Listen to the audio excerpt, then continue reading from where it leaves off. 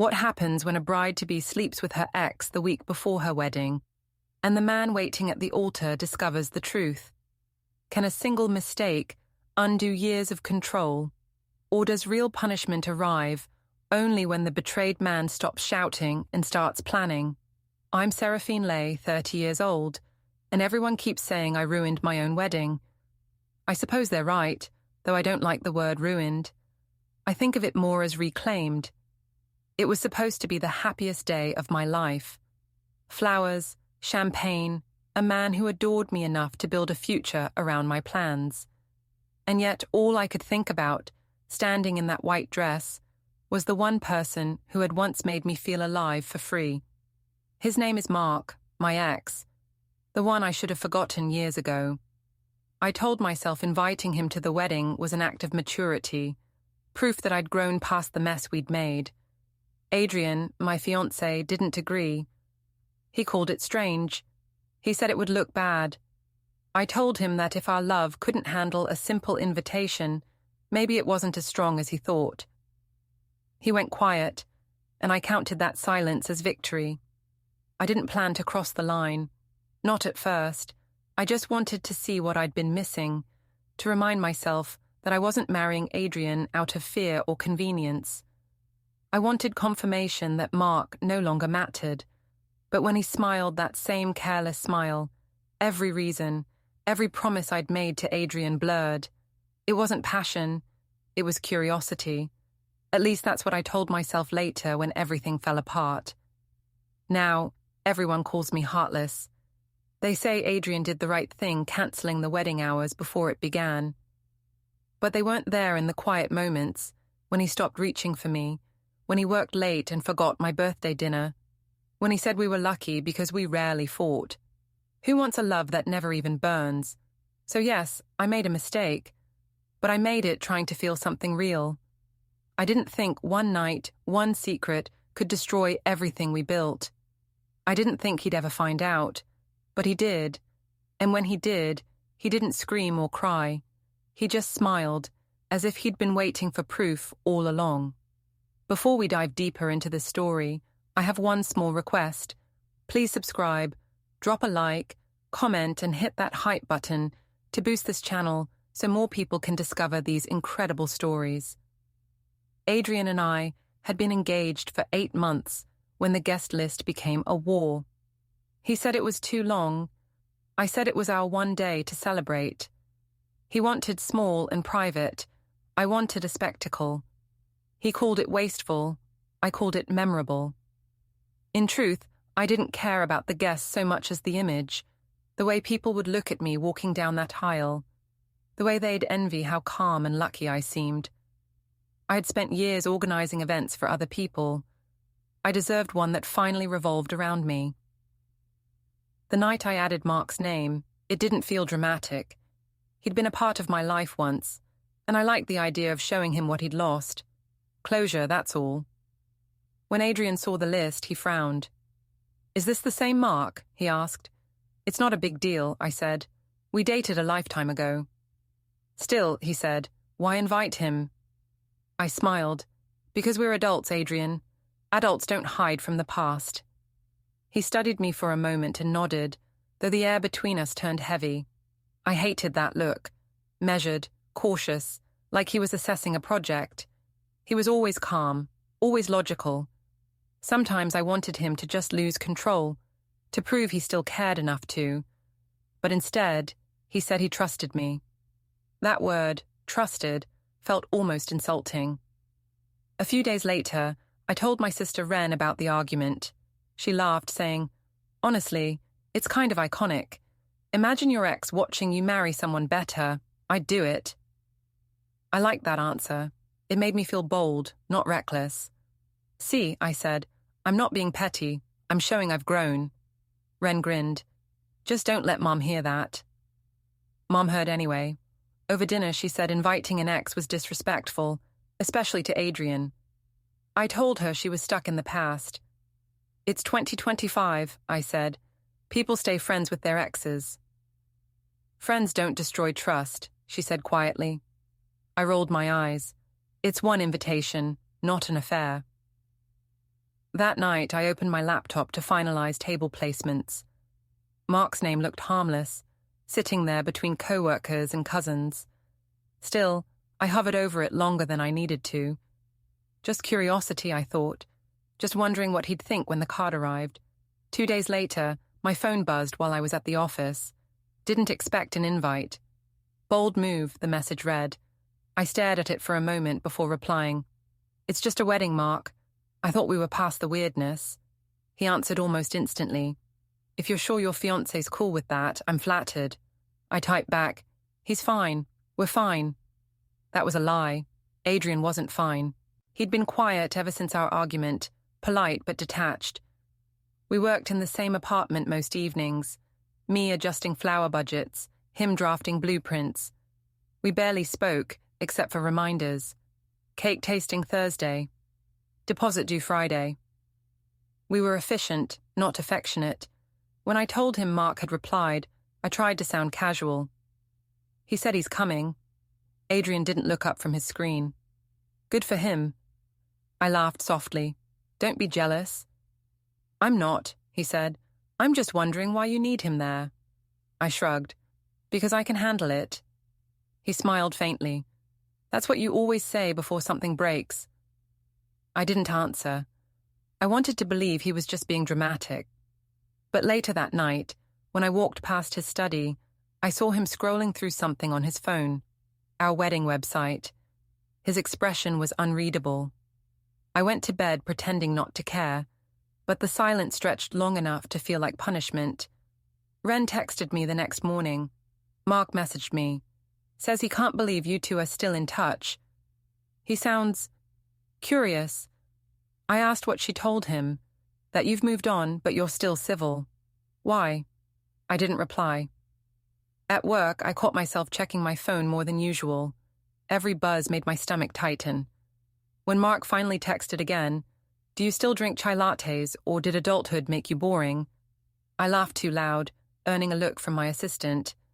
I typed back, some of us grew up. He replied, that's not always a good thing. That evening, Adrian came home late. I was sitting on the couch, scrolling through venue photos. He stood in the doorway for a long time before saying, You've been different lately. Just tired, I said. You're planning a wedding, he replied. That should make you happy.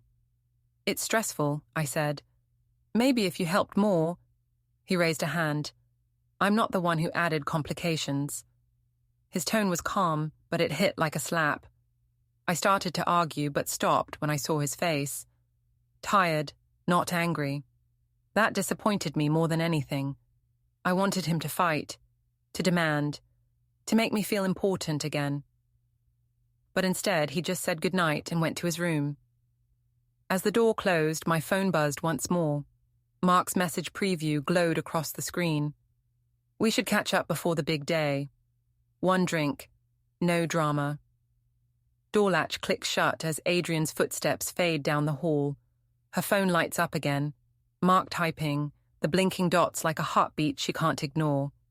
I told myself the drink was innocent. 2 adults meeting for closure. What harm could that do?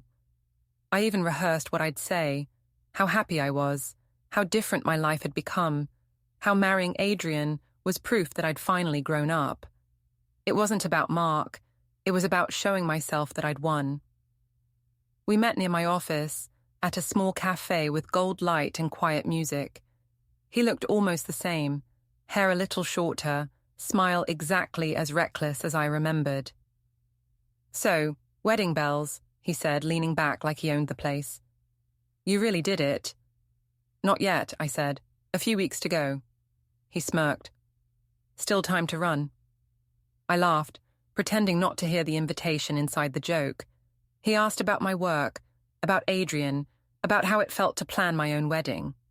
I told him everything looked perfect. He said perfection sounded boring. You used to like chaos, he said. Maybe I outgrew it. Maybe not, he said softly. For a second, I forgot what I was defending. When the meeting ended, I promised myself it was over. Just a catch-up, nothing more. But that night, Mark sent a picture of the coffee cups on the table with the caption, Didn't feel like goodbye. I didn't answer, though I looked at it too many times. The next morning, Adrian noticed my mood. "Something wrong?" he asked. "Just tired," I said again. He nodded. "You've said that all week." "I'm planning a wedding," I reminded him. "I'm allowed to be tired." "Right," he said, though his eyes stayed on me too long. Later that day, Ren stopped by the studio. She'd seen the picture Mark posted, 2 coffee cups and a faint reflection of me in the window. "He's not subtle," she said, laughing. "You should tell him to stop." "It's harmless," I said. "Everyone's so dramatic." "Adrian won't think it's harmless," she warned. "He's too quiet to ignore something like that." That night, I went home to find Adrian working on the seating chart. "You're doing my job now," I teased. "Someone has to," he said without smiling.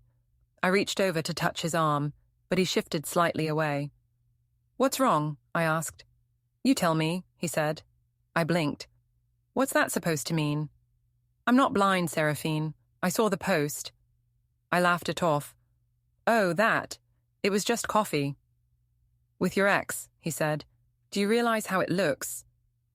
"You're overreacting." "Maybe," he said quietly. "But it feels like déjà vu." He went back to his computer, ending the conversation. I stood there for a moment, then walked out before he could see how angry I was. I hated how calm he stayed. It made me feel childish, guilty, and defensive all at once. The next evening, Mark texted again. "You looked amazing yesterday. Want to grab a drink? Promise not to talk about the wedding." I stared at it for a long time before replying. "You should stop messaging me." He sent back, "You don't mean that." He was right, and I hated that he was. Ren called later, asking if I'd told Adrian about the messages. I said there was nothing to tell. "You're walking into a disaster," she said. "Adrian's not stupid." "He's cautious," I said. "That's different." "No," she said. "That's worse. Cautious people don't explode, they plan." The words stuck with me. Plan. Adrian always planned everything. Our finances, our trips, our future house. He'd been saving every email, every receipt for the wedding. I'd laughed about it once, called him obsessive. Now I wasn't so sure. At work, my assistant Tara noticed me checking my phone again. "You're glowing," she joked. "Must be wedding nerves." "Something like that," I said. My phone buzzed. Another message from Mark. "Let me buy you one goodbye drink before you're officially someone else's problem." I typed back, "1 drink," then that's it. That night, Adrian came home early. He saw me putting on lipstick. "Going somewhere?" he asked. "Dinner with Ren," I lied. "Tell her I said hi." His voice was neutral. He didn't ask for details, didn't even look away from the screen. That silence again. Sharp, polite, unbearable. When I reached the rooftop bar, Mark was already there. The city lights shimmered below, and the air smelled like rain. He raised his glass and said, "To bad decisions." I laughed too loud, pretending I wasn't nervous. We talked for hours, about music, about the past, about how safe people like Adrian made the world dull. I didn't notice the photos until later. Someone had tagged me in the background of another guest story. Mark leaning close, my hand on his arm, both of us smiling like we belonged to each other. The next morning, Adrian didn't say good morning. He just showed me his phone. "Nice night?" he asked. I froze. "That's not what it looks like." "I'm sure," he said, setting the phone down. "I'll be late tonight." Then he walked out. Door clicks shut. Her phone vibrates again. Mark's message preview reads, "You left your scarf at my place. Want to come get it?" I told myself I was only going to get the scarf. Nothing else. It was just something I'd left behind, a harmless errand that happened to involve my ex. But the moment Mark opened the hotel room door, I knew I was lying to myself. He smiled like he'd been expecting me all along. The place smelled like cologne and wine, half a bottle sitting on the table beside 2 glasses. "You didn't have to pour me one," I said. "You didn't have to come," he replied. I should have walked out right then. Instead, I stepped inside. He handed me the scarf, holding it just long enough for his fingers to brush mine. "You look nervous," he said. "I'm not." "You always are when you're about to do something real." I laughed, pretending his words didn't hit me like a dare. He asked if I wanted to sit for a minute. I said only for one drink, because leaving too soon would make it seem like I was afraid. He started talking about the past, our old fights, our good days, the night I said I'd never see him again. "You looked at me like I was poison," he said. "Maybe you were," I replied. "Then why are you here?" I didn't answer. Maybe I wanted to prove that I'd changed, that I was stronger now. Maybe I wanted to remember who I'd been before everything became predictable. Adrian never made me feel unpredictable. He made me feel safe, but sometimes safety feels like a cage. When I left the hotel an hour later, the streetlights looked too bright. My heart was pounding, my hands shaking. I kept telling myself that nothing had happened, that no one needed to know I'd been there at all. I drove home in silence, repeating the same sentence over and over. It meant nothing. Adrian was asleep when I got back, or pretending to be. I stood in the doorway watching him. His breathing was steady, but the way he kept his back to me felt deliberate.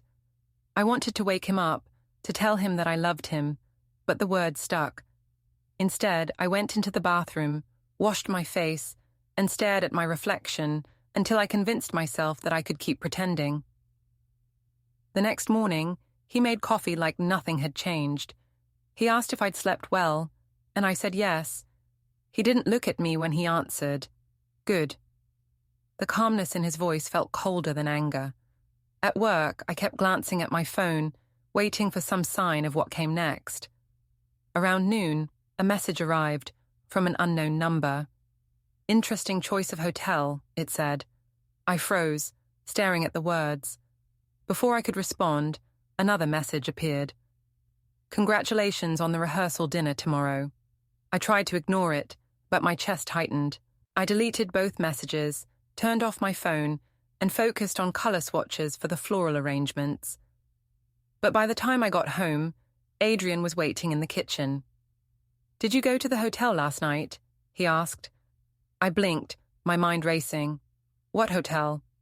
The one on Oak Street, he said. Mark's hotel. I laughed. You're being ridiculous. He nodded slowly. That's what I hoped you'd say. He walked past me to the table where his phone buzzed. He didn't look at the screen, just said, Someone sent me a video. My stomach dropped. What kind of video? I asked. He didn't answer, just placed the phone face down and said, I'll deal with it. He left before I could say anything else. For the first time, I didn't feel angry at his calmness. I felt terrified by it. That night, Ren called. Did you really go see Mark? She asked. Who told you that? It's all over some group chat, she said. Someone posted a blurry photo. Looks like you leaving a hotel. It's fake, I said quickly. You know people love gossip. I hope so, she said softly, because if Adrian believes it, you're finished. I spent the night pacing the apartment. Every sound made me jump. The creak of the floorboards, the hum of the refrigerator, the faint vibration of my phone, even when no message arrived. Around midnight, I opened the curtains and saw Adrian's car parked across the street. He wasn't inside, but the engine was warm when I checked an hour later. He'd been there, watching. The next morning, he acted like nothing was wrong again. He handed me a folder labeled rehearsal schedule. We're still doing this? I asked. We said we would, he said. His tone was so even it made me dizzy. At the venue that evening, everyone seemed to sense the tension. Owen avoided my eyes. Tara whispered something to another planner and looked away quickly. During the final run-through, Adrian stood beside me, smiling for the crowd. To everyone else, we looked perfect. As people clapped, his phone buzzed. He glanced down, face unreadable, and slipped it into his pocket. Phone screen lights up on the table. An unknown contact name flashes. File received. Adrian locks the screen, his smile fixed, while Seraphine's breath catches in her throat. The morning after the rehearsal, the silence felt heavier than usual. Adrian made breakfast, as if we hadn't stood beside each other in front of 100 people pretending to be in love. He asked if I wanted toast. I said no. That was it. No mention of the rehearsal, no mention of the phone, nothing. It was almost worse than fighting. By noon, my mother called. "Your fiancé came by early," she said. "He looked calm, too calm." I rolled my eyes. "He's always calm." "He thanked us for everything," she continued, "and then he said he'd make sure the family wouldn't be embarrassed." Her voice trembled slightly. "What did he mean by that?" I didn't answer. I went to see Ren, hoping she'd talk me down, but even she looked uneasy. "I don't like the way this feels," she said. "He's not shouting, he's documenting." "Documenting what?" I snapped. "There's nothing to document." She gave me a look that said she didn't believe me. "You think you're still in control," she said. "You're not. You made him look like a fool in public. That kind of man doesn't forget it." I left before she could say more. My head was pounding. Every time I checked my phone, I half expected another message, another threat, another clue that the secret was out. But nothing came. That silence, the kind that means someone's working quietly, was worse than any rumor. Later that afternoon, I drove to my mother's house to help with decorations. The family was setting up the garden for photos, flowers, chairs, ribbons fluttering in the wind. Adrian arrived an hour later, dressed neatly, polite as always. He greeted everyone, even kissed my mother's cheek, but the warmth was gone. When our eyes met, he smiled in that way that meant nothing. During lunch, my mother tried to lighten the mood. "Just one more week," she said. "Everything will settle." Adrian nodded. "Yes, one more week." Then, without looking at me, he added, "It's amazing how fast the truth settles, too." I dropped my fork. "What's that supposed to mean?" I asked. "You tell me," he said quietly. Everyone at the table went still. My mother whispered, "Please, not here." Adrian smiled gently. "Of course not here. I'm not cruel." He excused himself a few minutes later. I followed him outside. "You can't just throw lines like that in front of my family," I said. "You invited your ex to our wedding," he replied. "You earned the attention." "You don't know what you're talking about." "No?" He stepped closer, his voice still calm. "Then why did someone send me footage?" My heart stuttered. "Footage of what?" "You, hotel, Mark." His eyes didn't leave mine. I watched just enough to understand everything I needed to. I swallowed hard. "That's not possible." "It's done," he said simply. "You don't need to explain." I wanted to cry, scream, beg, something. Instead, I said, "You think this gives you power? You think people will side with you if you humiliate me?" "I don't need to humiliate you," he said. "You did that yourself." He walked away, heading for his car. My mother came out just as he drove off. "What happened?" she asked. "Nothing," I said, forcing a smile.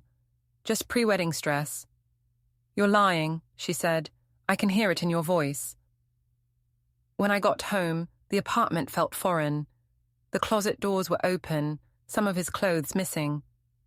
On the desk, I found a folder labeled Final Preparations. Inside were checklists for deposits, caterers, payments, each neatly signed and dated. At the bottom was a single sticky note that read, "For closure."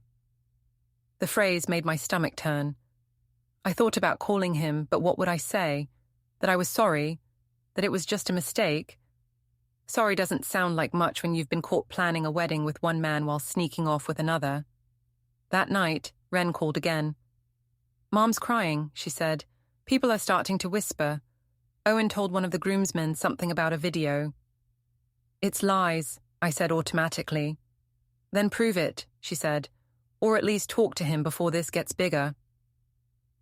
But by the time I went to Adrian's studio, the door was locked. Through the window, I could see him sitting at his desk, writing something down, a pile of papers beside him. He didn't look up when I knocked. He just slid something into a manila envelope, sealed it, and set it aside. I stood there until the lights went off. Then I drove home and sat in the driveway for an hour, staring at my reflection in the rearview mirror. For the first time, I realized how close everything was to falling apart. Through the car window, she sees him walk out of the studio with the envelope under his arm. Then her phone vibrates once, screen flashing. Calendar reminder, downtown, 10:15. I didn't sleep that night. The reminder, downtown, 10:15, sat on my phone like a bruise I couldn't press without hurting. I kept telling myself it was about the venue, maybe a payment or permit. But deep down, I knew it wasn't. Adrian didn't leave things that vague by accident. He wanted me to see it, to wonder. He wanted me to panic. By morning, I'd convinced myself to act normal. I brewed coffee, set the table, and waited for him to come home. He didn't. Around noon, I texted him. "Are you avoiding me?" He replied an hour later. "Working." That single word said everything. Polite, empty, final. Ren came over with pastries and false optimism. "Maybe he's calming down," she said. "He probably just needs space." I shook my head. "He's planning something." "You sound paranoid." "No," I said. "He's quiet. He's never quiet without a reason." She didn't argue. Instead, she picked up one of the envelopes on the counter. Adrian had left them stacked neatly. Bank statements, receipts, insurance copies. "He's organizing," she said. "That's normal." "It's not normal when it's about me," I said, taking it back. Inside, I found a checklist titled Personal Assets. My name was on it, next to line items like ring, joint account, rental deposit. Every box beside his name was already ticked. That afternoon, I drove to his studio again. He was inside, pacing, phone pressed to his ear. Through the glass, I saw him nod, write something down, and hang up. I knocked, but he didn't turn around. I waited until he finally opened the door. "You're not supposed to be here," he said. "Neither are half your things," I shot back. "Where are they?" "Somewhere safe." I stepped closer. "If you're ending this, just say it. Stop hiding behind lists and calendars." "I'm not hiding," he said. "I'm preparing." "For what?" "For what comes after." The calmness in his tone made me want to shake him. "You can't just erase me like this," I said. "We're still supposed to get married." "No," he said. "We were supposed to get married. What's happening now is different." Before I could speak, his phone buzzed. He looked at it, then turned the screen away. "Another secret call?" I asked. "No," he said. "A confirmation." "For what?" "For something proper." He walked back inside and closed the door. Through the window, I saw him put a flash drive into his computer. The printer started humming again, slow and steady. Paper slid out one sheet at a time, neat and endless.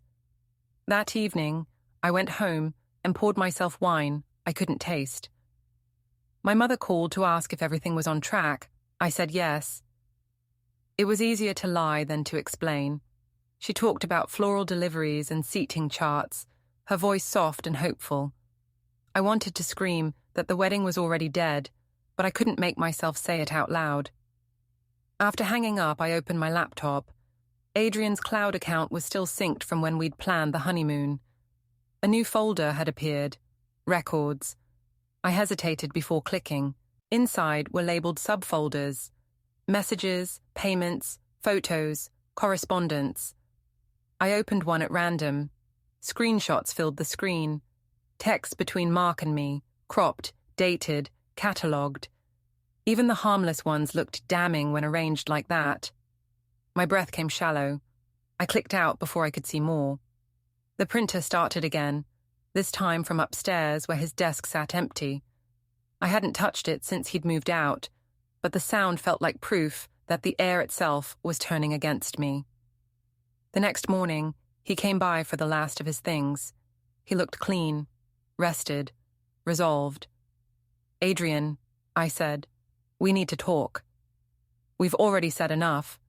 You're acting like this is war. No, he said evenly. I'm acting like someone who finally understands the rules. I stepped into his path. If you walk away, you'll regret it. We can fix this. He studied me for a long moment. You don't fix betrayal, he said. You contain it. I didn't know what that meant until he added, I'll handle everything properly. Then he picked up his box and left. The apartment door closed behind him with the quiet finality of a lock turning. For a long time, I just stood there listening, to the faint hum of the refrigerator, the ticking clock, the silence that used to mean peace, but now meant preparation. My phone buzzed on the counter, making me jump. The number was unfamiliar. The voicemail came through seconds later, automated and flat. This message concerns service of documents. Please confirm delivery availability. She listens twice, heart hammering, then looks toward the window. Headlights sweep across the wall as a car slows outside and stops. The next morning felt unreal. The car that had stopped outside was gone, but the air still carried that heavy stillness that comes before something permanent. I didn't eat, couldn't think. Every sound in the apartment startled me. The kettle's hiss, the mail slot's click, my own breathing. When the phone rang again at 9, I almost didn't answer. The same automated voice said there was a scheduled delivery for 10:30. I told myself it was probably the florist. I even dressed as if it were a normal day, putting on the white dress I'd meant to wear for brunch after the ceremony that would never happen. At 10:20, I left the apartment, walking quickly through the bright morning toward the courthouse plaza. I don't know why I went there, only that the calendar reminder, downtown 10:15, kept echoing in my mind. Maybe I wanted to prove to myself that it was nothing. Maybe I wanted to see him. The plaza was busy, full of people moving with purpose. Then I saw Adrian standing by the fountain, speaking quietly with a woman in a grey suit. His posture was straight, confident, colder than I'd ever seen. He looked up as if he'd felt me watching. Our eyes met, and for a heartbeat, I thought he might smile. Instead, he said something to the woman, and she started walking toward me. "Ms. Lay?" she asked. I nodded automatically. She handed me a sealed envelope. "You've been served." The words didn't sound real at first. I stared at the envelope, at the courthouse behind her, at the strangers who suddenly seemed to know something I didn't. Inside, the first page began with my name in large letters. Petition for dissolution of marriage contract, financial and property orders pending. I felt dizzy. "This is insane," I whispered. "We're not even married yet." The woman's tone stayed professional. "Your fiancé has cancelled the union and is filing for recovery of shared assets. You'll find details inside." I looked up, and Adrian was already walking toward me. I held up the papers like they were something fragile. "You can't be serious," I said. "All this over a mistake." He stopped a few feet away, his voice calm. "It wasn't a mistake. It was a decision. You just didn't expect consequences." "You're humiliating me," I said. "Here, in public." "You did that yourself," he replied. "I'm just finishing it properly." People had started to slow down, watching without pretending not to. I wanted to yell, to make him understand that it hadn't meant anything, that I'd only wanted to feel something before the wedding locked me in forever. But the words wouldn't come out. The papers trembled in my hands, the black ink swimming as tears blurred the letters. He reached into his pocket and handed me a small white envelope, my ring. "You should have this," he said. "You earned it." I wanted to throw it back, to make him see the pain, but my fingers wouldn't move. "Adrian, please," I said softly. "We can talk about this." "We could have," he said. "You made sure we couldn't." Behind him, Owen stood near the steps, talking quietly to someone who looked like a clerk. My mother was there too. I hadn't even noticed her at first. She must have come after hearing something from Wren. Her face was pale, her hands clutching her purse like she might collapse. "Tell him this isn't fair," I said to her, but she just shook her head. "You did this, Sarah," she said. He's only ending it. A gust of wind tore through the plaza, scattering one of the papers from my hands. Adrian bent to pick it up but didn't hand it back. I'll make sure everything's handled cleanly, he said. No shouting, no chaos, just closure. He turned then, walking toward the courthouse doors.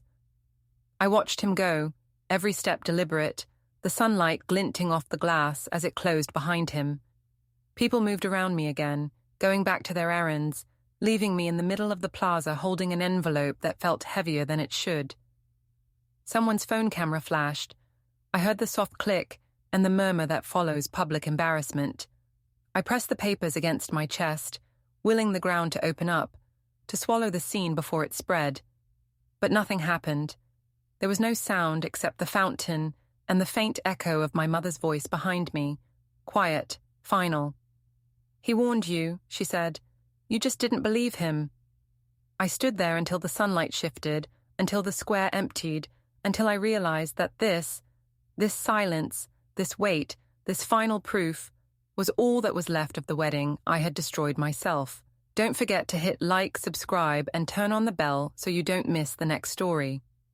Write in the comments from which city you are watching.